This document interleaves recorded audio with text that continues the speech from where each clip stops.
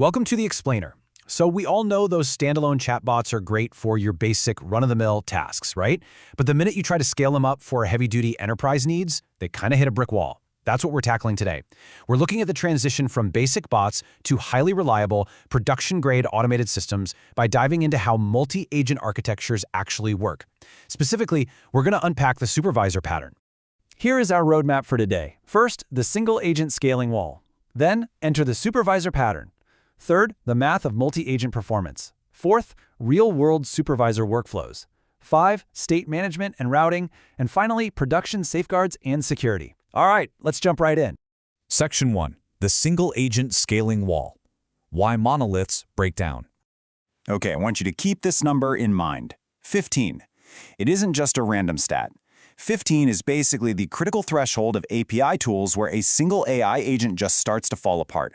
It's like, imagine a chef trying to cook a 15-course meal all by themselves at the exact same time.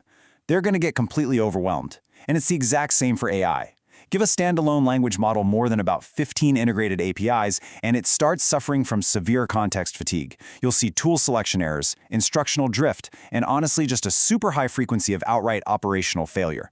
The bottom line, if you want an AI to execute complex, multi-domain enterprise workflows, a single agent literally just can't hold it all in its head at once. Which brings us to Section 2. Enter the supervisor pattern, the corporate hierarchy for AI. Now, what's really fascinating here is how this architecture perfectly mirrors a human corporate hierarchy.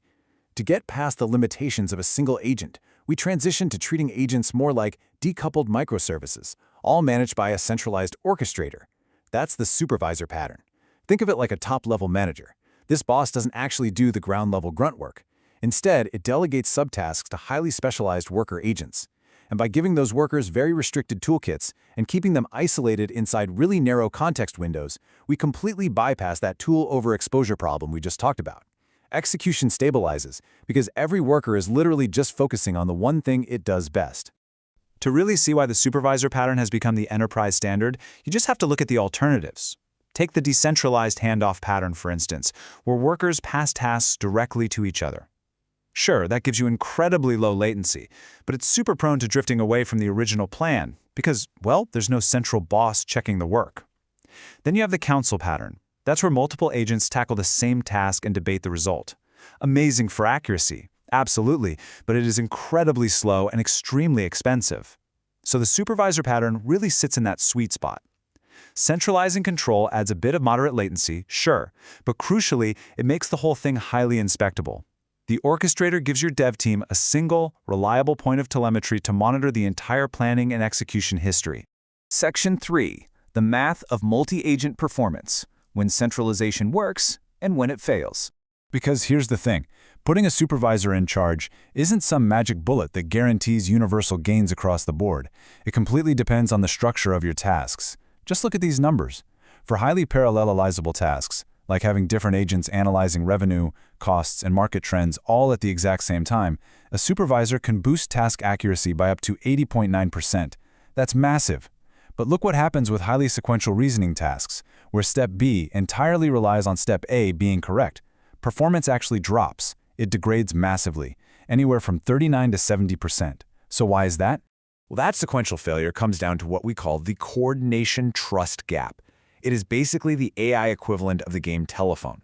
Whenever agents pass information down a really long sequential chain, their natural language communication is just inherently lossy. You get these minor translation errors, tiny omissions of context, little parsing inaccuracies at every single step, and by the time you reach the end of that chain, those errors have compounded exponentially, and your system has completely drifted away from the user's actual intent. But centralizing control changes the math on error containment entirely. The data here is wild. If you just leave agents to run independently without any oversight, their errors propagate unchecked, giving you a massive 17.2x error amplification factor. But when you route all those worker executions back through a central supervisor node for verification, it acts as an active quality gate. The supervisor actively reviews the output, catches the hallucinations or mistakes, and forces retries.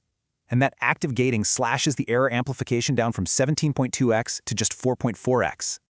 Moving on to Section 4, Real-World Supervisor Workflows, Grounding the Theory in Reality. Let's actually look at how this builds out in practice. We've got a really great enterprise example here from CrewAI. Imagine a user prompts, "Pay off my car loan using my savings account." The orchestrator immediately breaks that down into steps. It spins up a loan agent to grab the payoff quote, and simultaneously fires off a transaction manager to check the savings balance. Notice that. They run in parallel. Once both of those agents report back, the orchestrator validates the math itself, and then delegates to the payment processor. And the really brilliant part here is the security. The orchestrator masks the sensitive data, so the payment processor never actually sees the user's sensitive loan history. It only gets the tokenized identifiers it needs to execute the transfer. You see a really similar elegance if you look at a personal assistant built using LangChain. Say a user asks to schedule a design meeting for next Tuesday and to send out a reminder email. The supervisor recognizes right away that this request crosses two different domains, so it translates the complex request into high-level tool calls. It routes all the messy date parsing and scheduling stuff over to a dedicated calendar agent, then it routes the messaging part to an email agent. Finally, the supervisor takes the successful results from both of those workers and synthesizes them into one clean, unified final response for the user. Let's hit Section 5, State Management and Routing, Controlling the Control Plane. Now, if you're building these systems, your absolute biggest enemy is message pollution. In a lot of naive setups, developers will just append every single message, routing decision, and tool trace into one giant global conversational thread. But think about what happens when a downstream worker is asked to do a really simple task.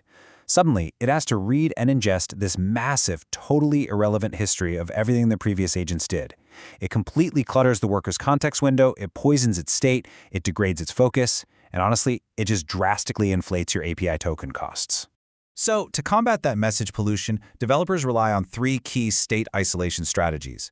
First up is context truncation. This means workers are initialized with pruned windows. They only get their specific instructions, not the whole global history. Second is message forwarding mechanisms. Instead of having the supervisor summarize a worker's output, which by the way is a huge trigger for hallucinations, the system just programmatically forwards the raw results straight to the final output. And third, decoupled shared workspaces. If your agents need to share, say, a massive CSV file, they don't dump the raw text into the chat. Instead, they write it to a database and just pass a metadata URI back and forth. It's kind of like handing someone a library card instead of throwing the whole bookshelf at them. It keeps the conversational context incredibly clean. And when you're routing those clean messages, modern orchestration frameworks use structured outputs and a command API.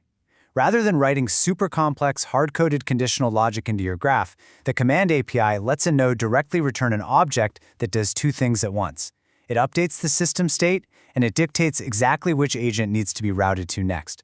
Basically, it takes all the guesswork out, guaranteeing your system routes tasks deterministically every single time. Okay, Section 6, Production Safeguards and Security, Keeping Enterprise Systems Reliable. One of the absolute biggest risks you face with autonomous systems is the infinite loop, or delegation deadlock.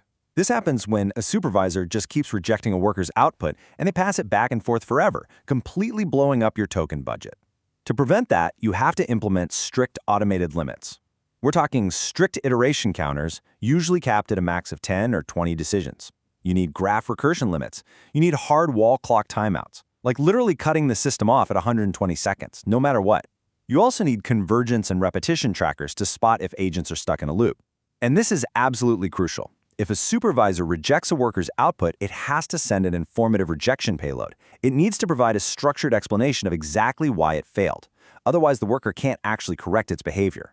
But listen, even with all those automated safeguards in place, high-risk enterprise tasks like actually transferring money or blasting out external emails, they just cannot be fully autonomous. This is where human-in-the-loop, or HITL, gateways come into play. The system essentially pauses the execution graph and forces a human operator to make one of four choices. You can approve the tool call as proposed, you can edit the parameters securely before letting it run, you can reject it entirely, sending structural feedback back to the agent, or you can just respond directly to the user yourself, completely bypassing the tool with a synthetic string. This ensures the ultimate control always stays in human hands. Wrapping up our technical dive here, we really have to acknowledge the expanded attack surface of these multi-agent networks. You are literally granting multiple non-human identities access to your enterprise data. So to protect your host infrastructure, you have to enforce incredibly strict security boundaries. That means aggressive defense against indirect state and prompt injections when workers are reading external data. It means strict least privilege access. Workers get the exact tools they need for their specific job and absolutely nothing more. Any agent generating code has to be compute sandboxed, isolated inside ephemeral Docker containers or micro VMs. And finally, you have to maintain complete state and execution provenance, so you can always audit exactly how and why a decision was made. Which brings us to our final thought for today. As you look at scaling your own enterprise systems, you really have to ask yourself a fundamental question. Are you just building tools for a single agent to struggle with, or are you architecting a specialized workforce for a central orchestrator? It definitely takes more effort up front, but it is absolutely the key to building real, production-ready AI. Thanks for joining me on The Explainer, and we'll catch you next time.